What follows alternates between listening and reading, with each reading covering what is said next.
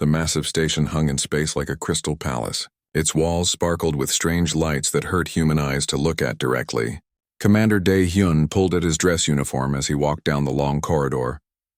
The fabric felt heavy and awkward compared to his usual battle gear. Behind him walked 5 other humans. They were the best Earth had to offer. Dr. Yoon Seo carried a tablet filled with research data. Captain Jinwoo kept his face blank, but his eyes watched everything. The others stayed quiet, following their leader toward what they hoped would be humanity's first real chance to help in the Galactic War. The corridor opened into a huge chamber. The ceiling stretched so high that clouds formed near the top. Strange beings filled the space, all much larger than humans. Some looked like walking crystals that caught and bent light in impossible ways. Others were made of pure energy, shifting colors that made patterns in the air. The strangest ones moved as one mind, thousands of small bodies acting like fingers of the same hand. "The humans have arrived," announced a voice that seemed to come from everywhere at once. The crystal beings turned toward them with sounds like breaking glass. The energy creatures pulsed brighter. The small hive mind beings stopped moving entirely, which somehow felt more frightening than if they had attacked. Dae-hyun stepped forward. He had practiced this speech for weeks. "Honored members of the Galactic Coalition, Earth stands ready to join the fight against the Devourers. We may be new to space travel, but we have much to offer." A crystal being that towered 3 times Dae-hyun's height moved closer. Its voice rang like bells being struck with hammers. "Admiral Cathvar of the Vorthak speaks. We have examined your species data. Your bones break easily. Your skin tears like paper. You live such short lives that you barely have time to learn anything useful." Dr. Yoon Seo stepped forward with her tablet. "If I may present our tactical innovations," a ball of living light cut her off. The energy being's voice sounded like wind through metal pipes. "Zephyrus of the Luminari has reviewed your technology. Chemical rockets and metal bullets. We stopped using such crude tools when your species was still hitting rocks together." Jinwoo's jaw tightened, but he said nothing. Years of military training kept him still. The hive mind spoke through 1,000 small voices that blended into one sound. "Node Collective 7742 processes emotional instability in human psychology. Individuals acting without group consensus. Decisions based on feeling rather than logic. This creates battlefield chaos that endangers all units." Dae-hyun tried again. "Our diversity can be a strength." "We think differently than you think wrongly," Cathvar interrupted. "War requires coordination, unity, strength. Your species offers none of these things." The chamber filled with sounds that might have been laughter if they came from human throats. Instead, they sounded like ice cracking, storms howling and insects buzzing all at once. Zephyros dimmed and brightened in what seemed like amusement. Perhaps humans could serve as message carriers. Their ships are slow, but they might reach places safely while real warriors fight. Or they could tend to the wounded, suggested a crystal voice. Their soft hands might be useful for gentle tasks. "Construction work," buzzed the hive mind. "Building structures while evolved beings handle strategy and combat." Dae-hyun felt heat rise in his face. "We didn't come here to be your servants. We came to fight alongside you." The chamber fell silent. Then Cathvar spoke with the sound of mountains falling. "Fight?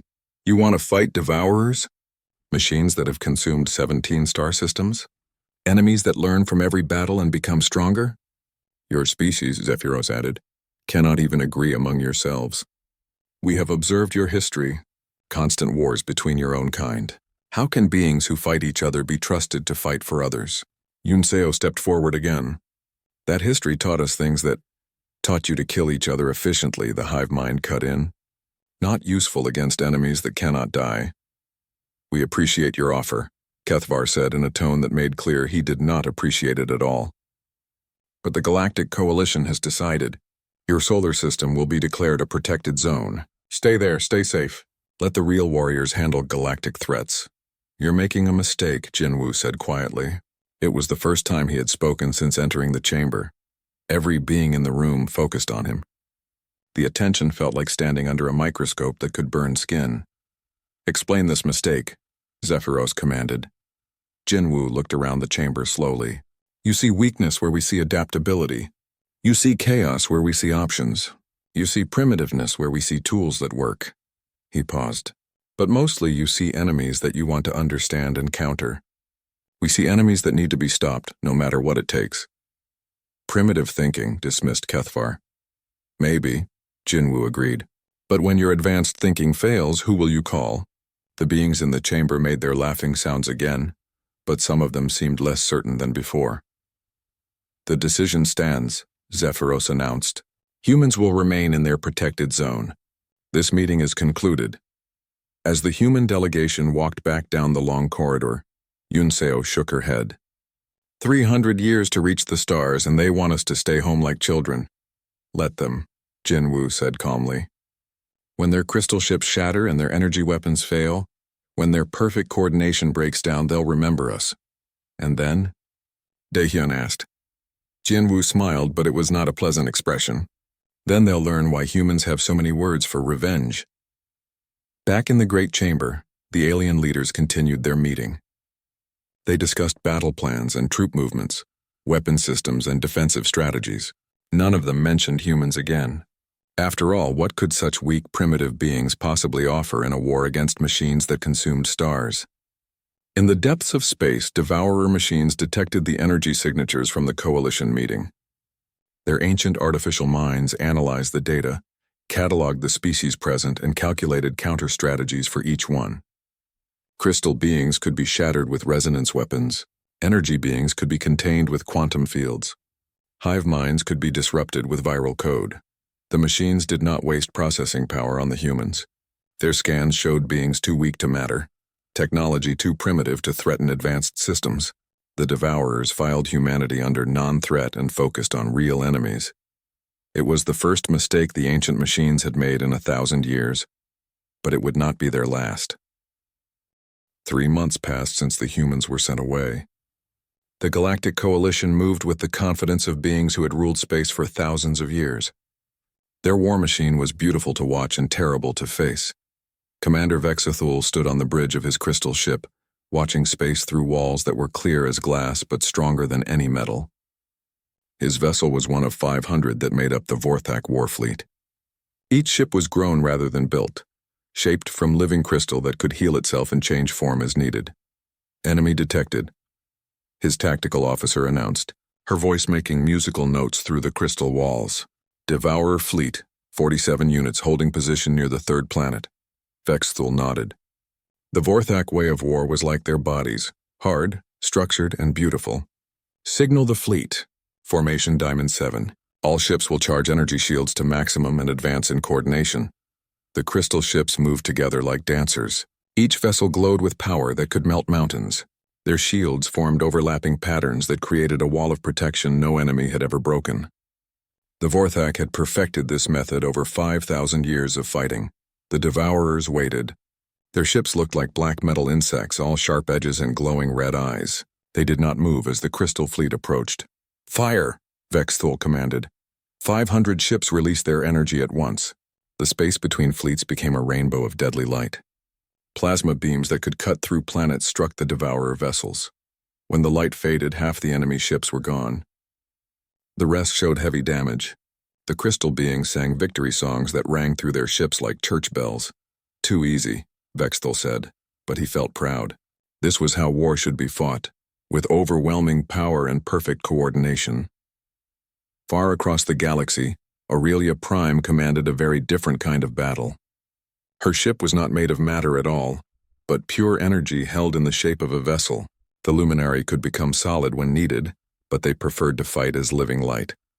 Phase shift in 5 seconds, she announced to her squadron. 20 ships of concentrated energy prepared to move through space in ways that solid beings could never understand.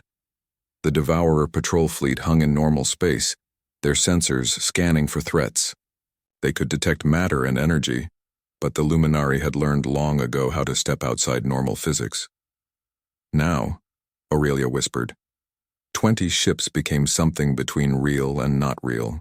They passed through the hulls of Devourer vessels like ghosts walking through walls. Once inside, they became solid again and struck at the machine's core systems. The enemy ships died from within, their lights going dark one by one. No explosions, no debris, just silence where engines used to hum. Beautiful work, Aurelia said. Her people had turned war into art. Each battle was painted with light and shadow, each victory a masterpiece of technique and timing. The Luminari had never lost a fleet action. Their enemies could not hit what they could not touch. In the Kepler system, Node Collective 7742 directed the largest battle yet fought. The sectoids did not need individual ships or commanders. Every vessel was part of one great mind that could see everything and control everything at once. 10,000 small ships moved like a single organism. Each craft was weak alone, but together they formed something greater than the sum of their parts. The hive mind could coordinate attacks that no individual beings could imagine. The Devourers brought their own swarm, mechanical drones that copied the sectoid tactic. Machine ships tried to match organic ones in perfect formation, but the sectoids had been fighting as one mind since before the Devourers were built. Node 7742 felt every ship as part of its body.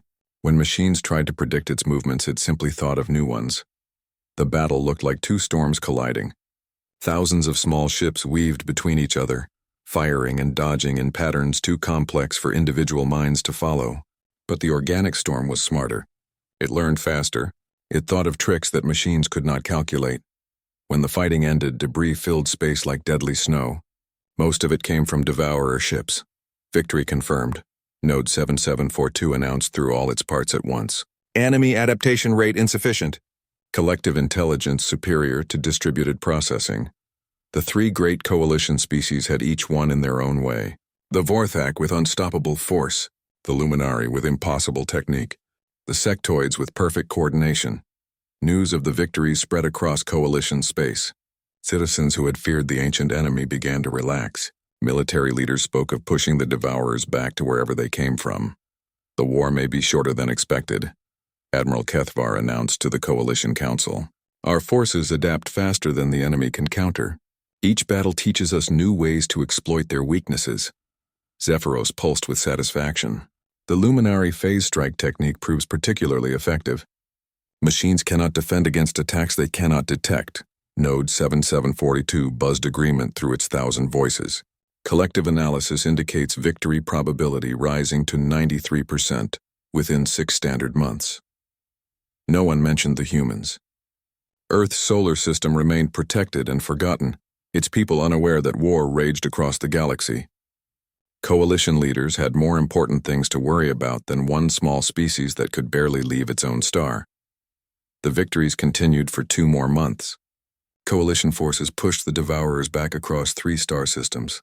Enemy losses mounted while coalition casualties remained light. Military analysts calculated that the ancient machines would be defeated within a year. But something was changing that the coalition did not notice. The Devourers had stopped fighting back with full force. Their attacks became probing actions rather than serious battles. They seemed more interested in watching coalition tactics than destroying coalition fleets. The machines were learning. In the depths of space, massive Devourer processing centers analyzed every second of combat data. They studied how crystal ships moved in formation. They measured the energy patterns of luminary phase shifts. They mapped the communication networks that let sectoids think as one mind. Ancient artificial minds that had consumed civilizations for millennia began to understand their new enemies. The Vorthak used resonance frequencies to strengthen their crystal hulls. The Luminari shifted between dimensions at predictable quantum intervals. The sectoids relied on tight beam transmissions to maintain their collective consciousness. Every strength the coalition species possessed became a weakness in the Devourer databases. Every advantage became a target for new weapons. The machines began to build counters for each enemy type. Resonance disruptors that could shatter any crystal, quantum anchors that could trap energy beings in solid space, viral codes that could infiltrate and corrupt hive mind networks. But the Devourers had learned patience. They would let the coalition grow confident. They would let their enemies think victory was certain. Then they would show these ancient species what it meant to fight an enemy that learned from every mistake and never forgot a lesson. The war was about to change in ways that no one expected. The coalition's greatest strengths would become their greatest weaknesses. Their perfect coordination would become perfect predictability. And somewhere in the darkness between stars, the real battle was just beginning. The attack came without warning.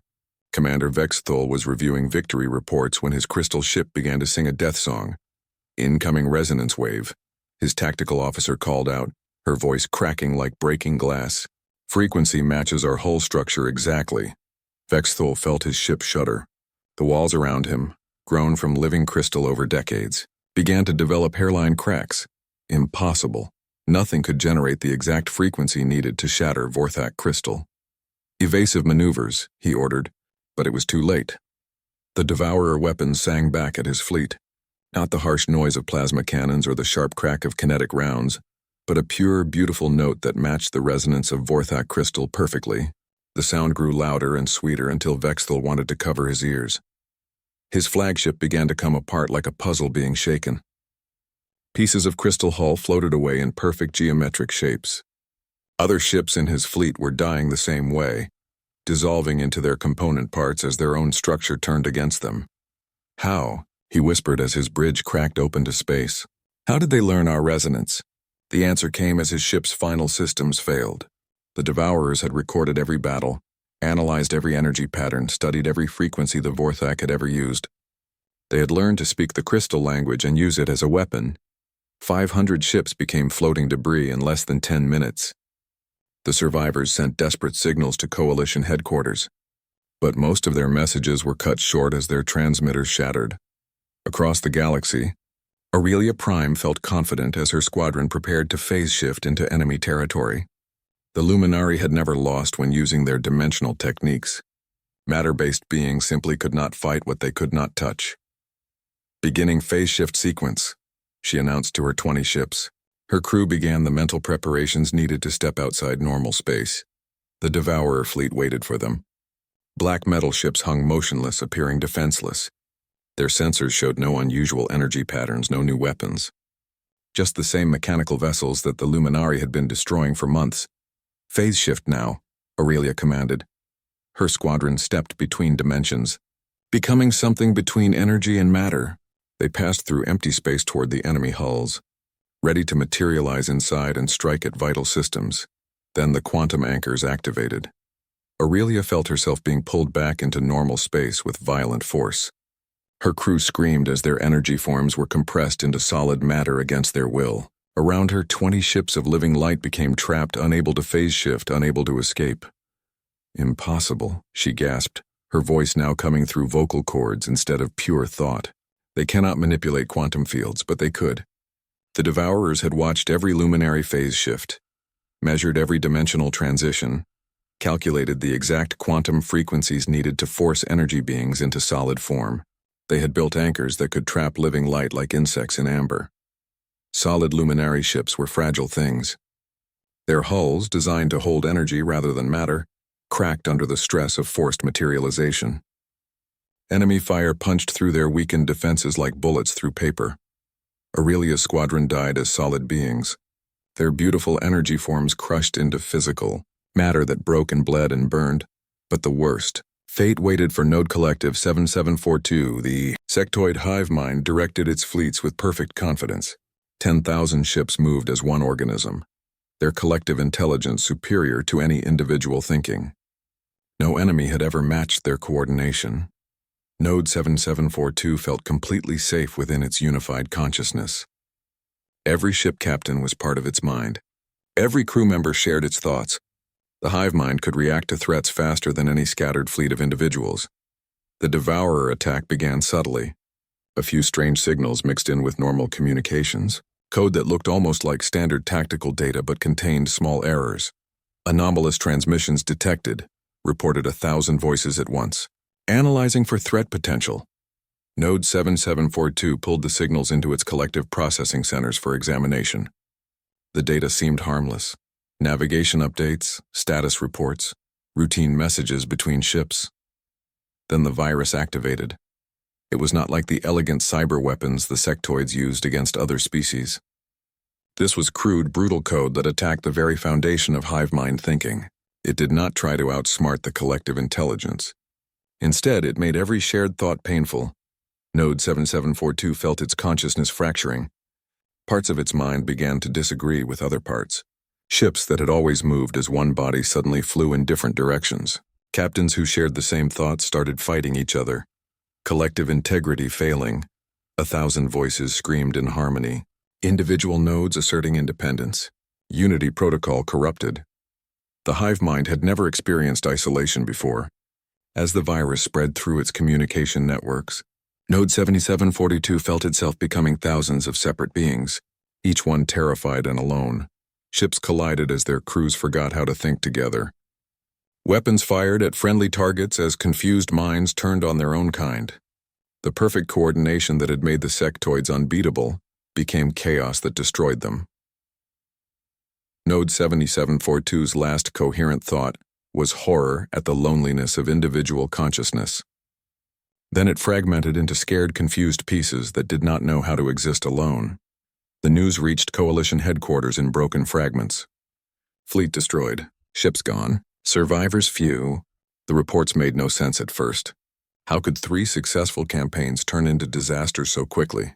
Admiral Kethvar stood in the great chamber where humans had been dismissed 6 months earlier.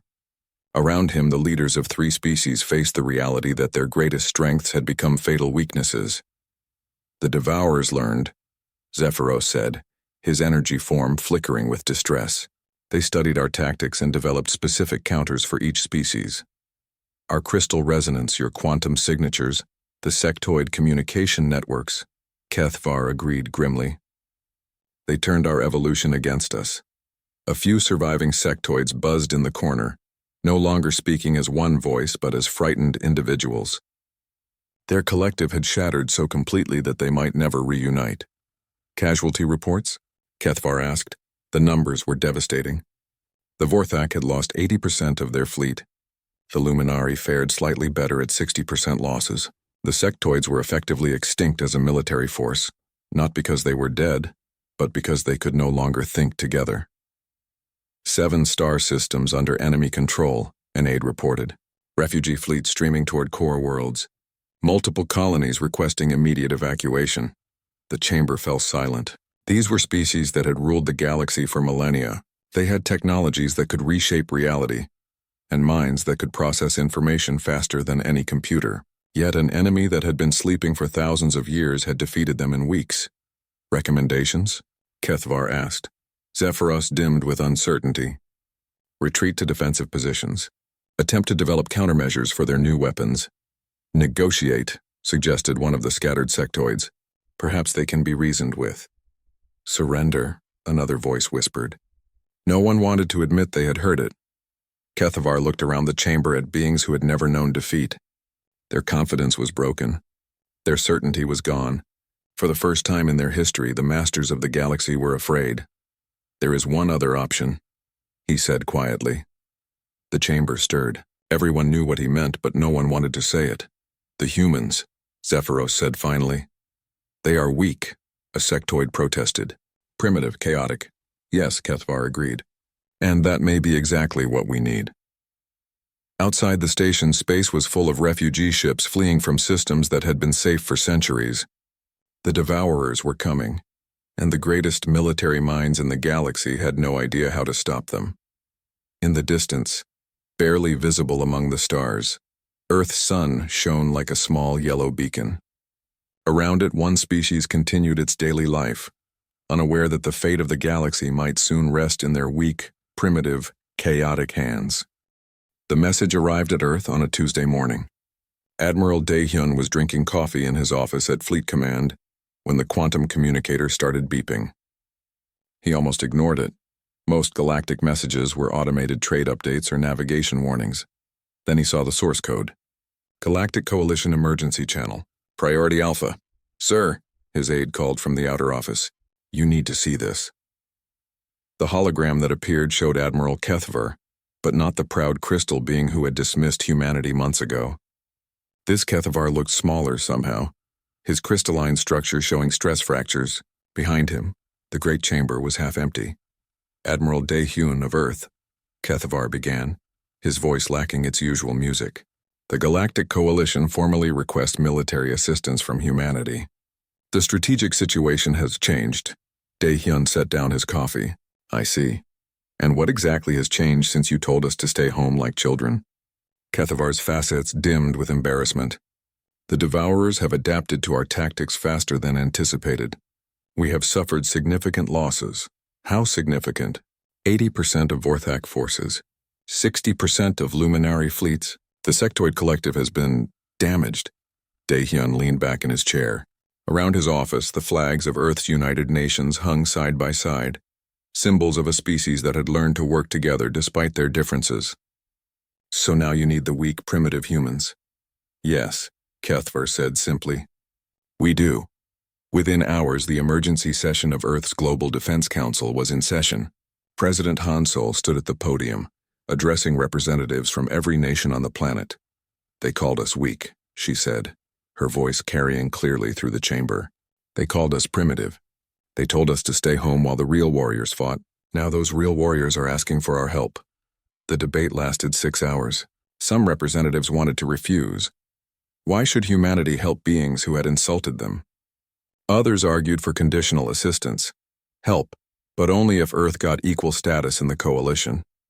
In the end, it was Captain Jin Woo who settled the matter. The grizzled soldier stood up during the discussion and spoke in his quiet, steady voice. This isn't about them, he said. This is about stopping machines that eat star systems. If they win out there, they'll come here eventually. We fight now, or we wait to die later. The vote was unanimous.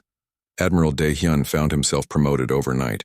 The first human expeditionary force was thrown together from ships and crews that had been preparing for this moment since the coalition first dismissed them. Captain Yoonji commanded the retrofitted battleship Soul's Hammer. The old warship had been upgraded with both human engineering and salvaged alien technology. Her crew called it the mixed-up monster because no two systems worked the same way. Major Boram led the Marine battalions. Her soldiers carried weapons that ranged from advanced plasma rifles to simple shotguns. Their armor was patched together from human ceramics and alien alloys. They looked like scavengers, but they trained like demons. Dr. Taman brought his experimental cyber warfare division. Instead of elegant AI systems like other species used, his programs were deliberately crude and chaotic. If we can't outsmart them, he explained, we'll confuse them until they make mistakes. The human fleet that left Earth looked nothing like coalition forces. Every ship was different. Every crew had their own modifications and improvements. Where other species valued uniformity, humans celebrated diversity. This is Admiral Daehyun to all ships, he broadcast as they jumped to hyperspace. Remember what we learned from our own history. We're not the strongest or the smartest, but we're the most stubborn. And sometimes stubborn is enough. The first battle came at the Kepler system, where sectoid survivors were trying to evacuate civilians. Devourer ships surrounded the refugee fleet like sharks circling wounded fish. Enemy vessels detected, Captain Yoonji reported from Soul's Hammer. 43 ships, standard Devourer configuration. Any sign they've adapted to our tactics? Taehyun asked. Unknown, sir. They've never fought us before. Then let's introduce ourselves. The human attack began like no battle the galaxy had ever seen. Instead of organized formations, human ships scattered in all directions. Instead of coordinated strikes, each captain chose their own targets and methods. Soul's Hammer charged straight at the enemy center, its mismatched weapons firing in sequence. Plasma cannons, railguns, missile pods, and old-fashioned explosive charges lit up space in a chaotic display. What are they doing? Admiral Kethvar asked from his command ship watching the battle.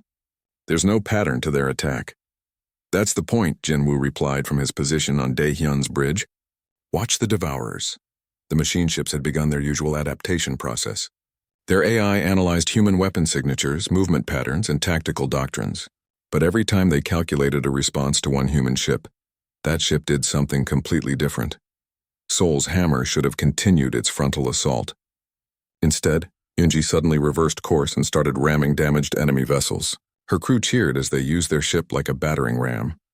Another human destroyer deployed all its fighters, then immediately recalled them and launched mining drones instead. The Devourer's targeting systems couldn't decide if the small craft were weapons or equipment. Major Boram's transport ship opened its cargo bay and began launching Marines in individual pods. Some pods contained actual soldiers. Others held automated decoys.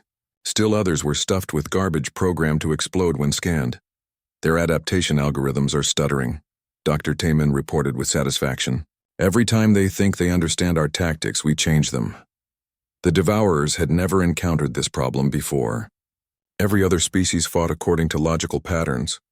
The Vorthak always used energy shields and coordinated formations. The Luminari always employed phase shift tactics and precision strikes. The sectoids always maintained unified command and control. Humans did whatever worked in the moment. When energy weapons failed, they used kinetic rounds. When kinetic rounds failed, they used ramming attacks. When ramming attacks failed, they improvised weapons from spare parts and garbage. For the first time in their ancient existence, the Devourer machines experienced something like confusion. Their processing centers worked overtime, trying to categorize human behavior, but every category they created was immediately broken by new actions. They're hesitating, Dae-hyun observed as enemy ships began moving more slowly. Their reaction time is increasing. Because they're spending too much processing power trying to understand us, Tai-min explained. We're not fighting their ships. We're fighting their ability to think. The battle ended with a complete human victory, not because human weapons were superior. They weren't. Not because human tactics were brilliant, they barely qualified as tactics at all. The humans won because the Devourers had never learned to fight an enemy that didn't make sense. As the last enemy ship went dark, Captain Yoonji sent a message to the refugee fleet. Evacuation routes are clear. Seoul's hammer sends regards. The sectoid survivors responded with something they had never done before. Individual voices instead of collective harmony.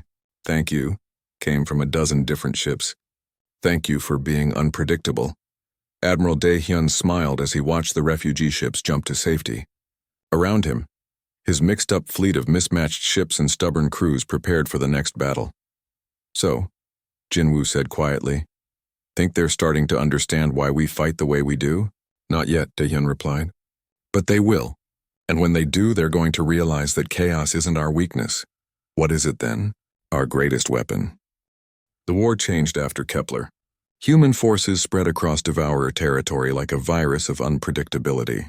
Every engagement became a lesson in why humanity's greatest weakness was actually their greatest strength.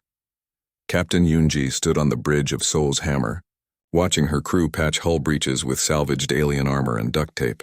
Her ship had been in 17 battles over 3 months. It should have been scrapped weeks ago. Engines holding at 60%, her chief engineer reported. Hull integrity is, well, it's holding together somehow. Weapons status? Plasma cannons are fried. Railgun 3 is jammed.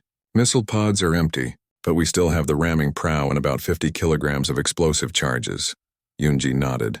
This was normal for human ships now. They fought until everything broke. Then they improvised new ways to fight with the pieces. The Devourers had tried to adapt to Seoul's hammer 17 times. Each time, Eunji changed her tactics. When they built defenses against her plasma cannons, she switched to kinetic weapons. When they armored against kinetic strikes, she used ramming attacks. When they created shields to stop ramming, she started boarding their ships with Marines carrying explosive charges. Contact bearing 047, her sensor operator announced. 3 Devourer ships modified configuration. Modified how? They've got new armor plating. Looks like it's designed to absorb kinetic impacts. Yoonji smiled. The machines had learned to counter her ramming attacks. Time to try something new. Signal Major Bo-ram. Tell her to get her Marines ready for another boarding party. In the cargo bay, Major Bo-ram was briefing her soldiers. The Marines looked like pirates from old Earth stories. Mismatched armor, improvised weapons, and scars from a dozen impossible battles. Listen up, Bo-ram said, checking her modified assault rifle. The metal bugs have new armor. They think they're ready for us. Sergeant Kyung-ho raised his hand. What's the plan, Major? Same as always. Get on their ship, break their things, try not to die. The Marines laughed. They had been through this routine so many times that boarding enemy vessels felt normal.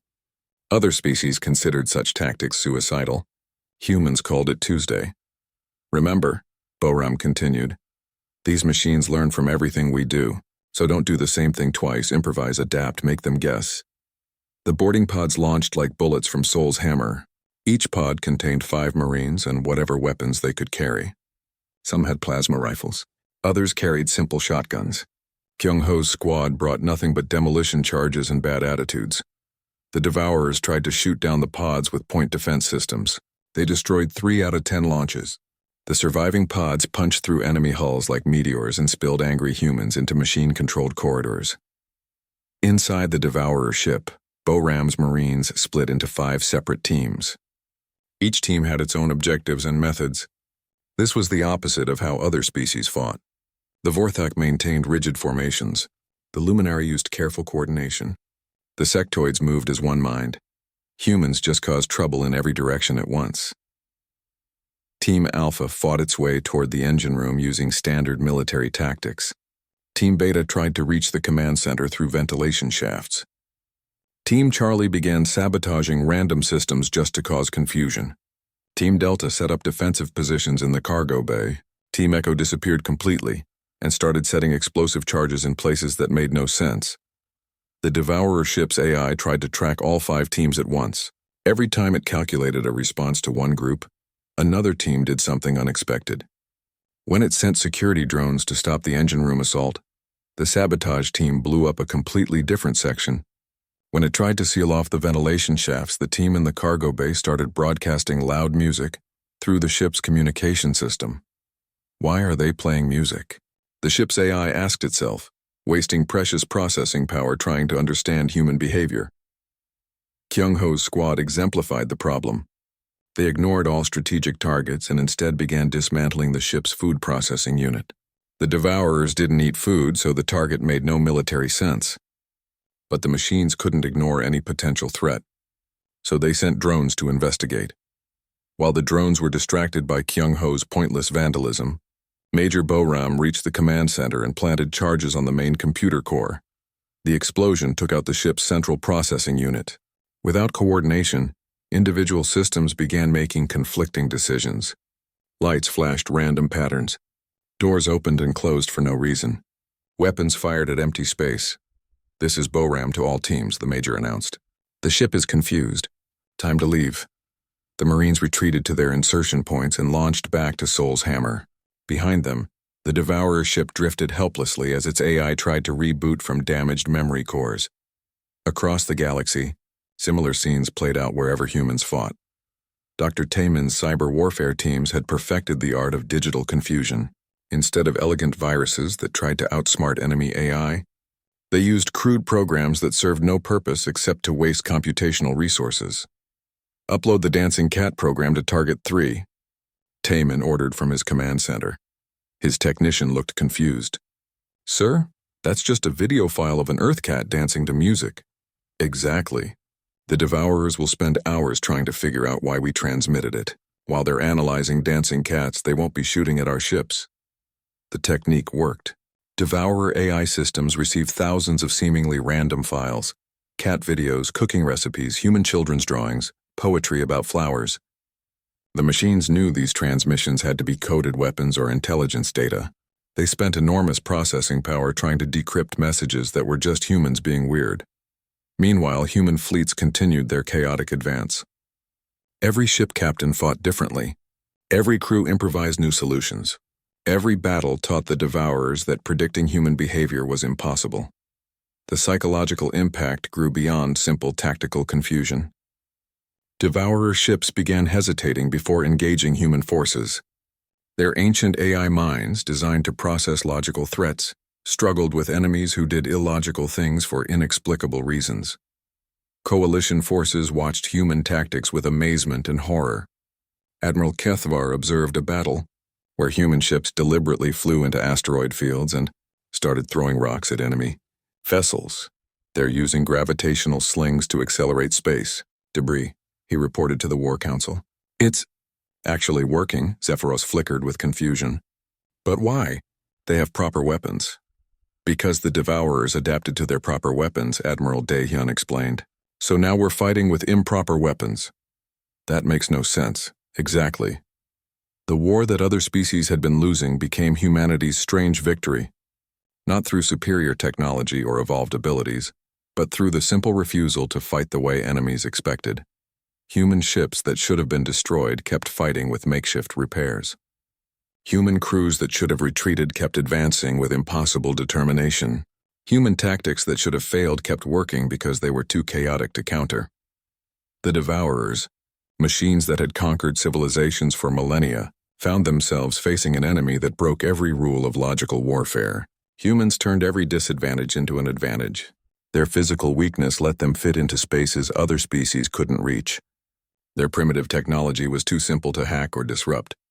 Their emotional instability made their actions unpredictable. Most terrifying of all, humans adapted faster than the machines could counter-adapt. Every time the Devourers developed a new weapon or tactic, humans just changed their approach entirely. They didn't try to build better defenses.